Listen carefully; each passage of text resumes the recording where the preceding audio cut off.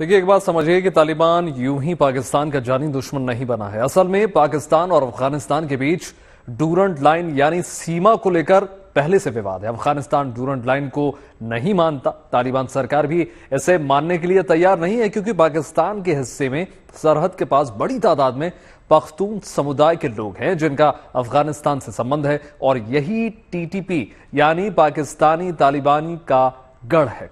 तनातनी की वजह है ये, और मगर अब जो है पाकिस्तान हमला करके फंस चुका है, क्योंकि तालिबान जंग के लिए दहाड़ रहा है। रिपोर्ट देखिए।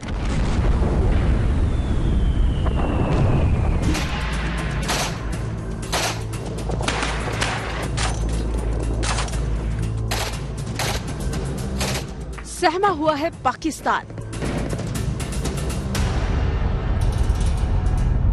दहाड़ रहा है अफगानिस्तान।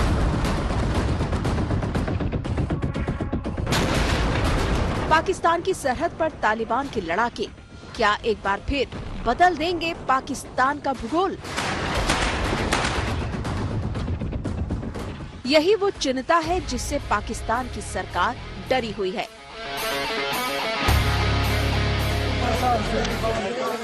टीटीपी पर अंकुश लगाने के लिए पाकिस्तान ने अफगानिस्तान में एयर स्ट्राइक तो कर दी, मगर जब तालिबान ने पलटवार शुरू किया तो पाकिस्तान बैकफुट पर आ गया। प्रधानमंत्री शहबाज शरीफ ने पहले तो हुंकार भरी तालिबान को कुचल देने का ऐलान किया। आज दोबारा सर उठाया तो इसका सर कुचले बगैर हम अपना आगे नहीं बढ़ सकते।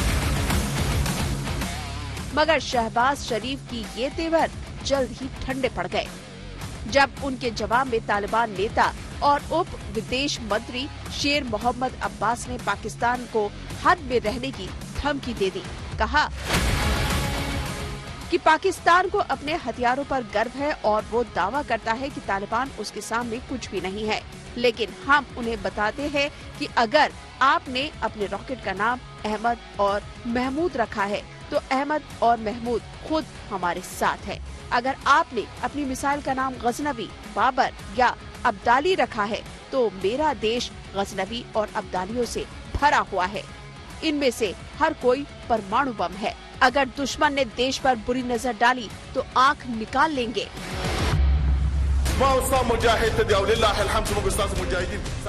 शेर मोहम्मद अब्बास ने न सिर्फ पाकिस्तान को चेतावनी दी है बल्कि उसकी मिसाइलों पर भी तंज कसा है, जिनके नाम अफगानिस्तान के शासकों यानी गजनवी, गौरी या अब्दाली के नाम पर हैं।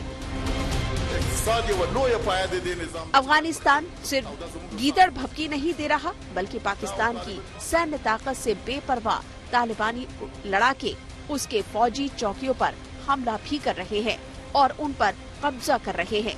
खबर है तालिबान और टीटीपी ने उत्तर पश्चिमी पाकिस्तान के कबायली जिले बाजौर में एक चौकी पर कब्जा कर लिया। पाकिस्तान ने यहां के सुरक्षा कर्मियों को दूसरी जगह भेज दिया है। इसके अलावा उत्तरी और दक्षिणी वजीरिस्तान जिलों में भी पाकिस्तान ने चौकियां खाली की है। पाकिस्तान अफगानिस्तान के डिफरेंसेस और सो कॉल्ड लड़ाई एक चरम सीमा पर पहुंचती चली जा रही है, जहां अब लेटेस्ट अफगानिस्तान की जो तालिबानी गवर्नमेंट है उनका कहना है कि उनके लड़ाके जो हैं, अफगानी लड़ाके जो हैं, वो अपने आप में एक न्यूक्लियर बम से भी ज्यादा बड़े हैं। और उसका अगर सीधा सीधा इंटरप्रिटेशन किया जाए या उसको समझा जाए कि ऐसा अफगानिस्तान क्यों समझता है, क्योंकि उसके पास एक ये बहुत बड़ी हिस्ट्री है कि न केवल उसके लड़ाके रशिया से जीते, यूएस से जीते और अब पाकिस्तान से भी जीतते चले आ रहे हैं। अपने आप में वो लड़ाके हर हालत में अपनी विजय स्टैब्लिश कर पाते हैं। मुझे लगता है ये इस तरह का सुपीरियरिटी कॉम्प्लेक्स होना शायद उनके लिए जायज होगा, और स्पेशली अगेंस्ट पाकिस्तान, क्योंकि पाकिस्तान फोर्सेस और पाकिस्तान खुद उनके सामने हमेशा से कमजोर पड़ा है। यानी तालिबान के साथ तनातनी में पाकिस्तान की लगातार शिकस्त हो रही है और अब तालिबान को कमजोर करने के लिए पाकिस्तान अफगानिस्तान के वाखान कॉरिडोर पर कब्जा करने की योजना बना रहा है। वाखान कॉरिडोर के जरिए पाकिस्तान की तजाकिस्तान तक पहुंच बन जाएगी। पाकिस्तान की रणनीति ताजिकिस्तान और तालिबान विरोधी गुटों को एकजुट करके तालिबान को घेरने की है। इसीलिए अफगानिस्तान के इस ऊपरी इलाके के पास बड़ी तादाद में पाकिस्तानी सेना की तैनाती की गई है, मगर अफगानिस्तान ने पाकिस्तान को इस चाल पर भी चेतावनी दे डाली है। उप विदेश मंत्री शेर मोहम्मद अब्बास ने भारत का नाम लेकर पाकिस्तान को आईना दिखाया और सोशल मीडिया पर लिखा कि इस समय पाकिस्तान की अर्थव्यवस्था और आंतरिक स्थिति इतनी खराब है कि वो वाखान कॉरिडोर पर कब्जा करने या एक और युद्ध करने की स्थिति में नहीं है। पाकिस्तान की सेना के नाम युद्ध में खराब रिकॉर्ड दर्ज हैं। भारत के साथ 1971 के युद्ध में पाकिस्तान को बड़ी हार का सामना करना पड़ा और पूर्वी पाकिस्तान हार गया। पाकिस्तान सेना जैसे अपने देश में अल्पसंख्यकों पर अत्याचार करती है, बलूच और पश्तू लोगों के खिलाफ अत्याचार करती है, उस पर उसे काम करना चाहिए। वाखान कॉरिडोर पर पाकिस्तान का कब्जा करने का ख्याल मूर्खता से भरा हुआ है।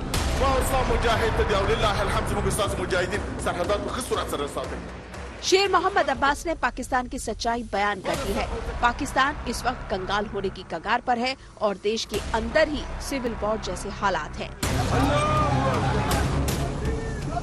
शनिवार को बलूचिस्तान में पाकिस्तानी फौज पर एक बड़ा आत्मघाती हमला हुआ। बलूचिस्तान लिबरेशन आर्मी यानी PLA की माजिद ब्रिगेड ने सेना के सैन्य काफिले को निशाना बनाया, जिसमें पाकिस्तान के अर्धसैनिक फ्रंटियर कोर यानी FC के 47 सैनिकों के मारे जाने का दावा किया जा रहा है। बलूचिस्तान पोस्ट की रिपोर्ट के मुताबिक हमला उस समय हुआ जब पाकिस्तान की सेना का काफिला कराची से कैच जा रहा था।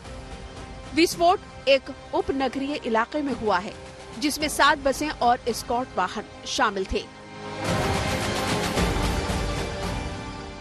नए साल में BLA का ये पहला बड़ा हमला है, लेकिन हमले ने पाकिस्तानी सरकार और फौज दोनों को हिलाकर रख दिया है।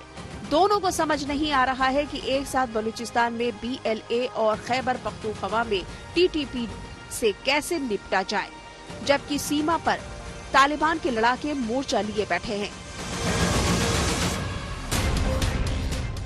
सबसे बड़ा खतरा ये है कि तालिबान के खिलाफ सीधी कार्रवाई एक बड़ी लड़ाई की शुरुआत हो सकती है। पाकिस्तान इसलिए भी डरा हुआ है क्योंकि अब तालिबान खुलकर TTP के साथ है।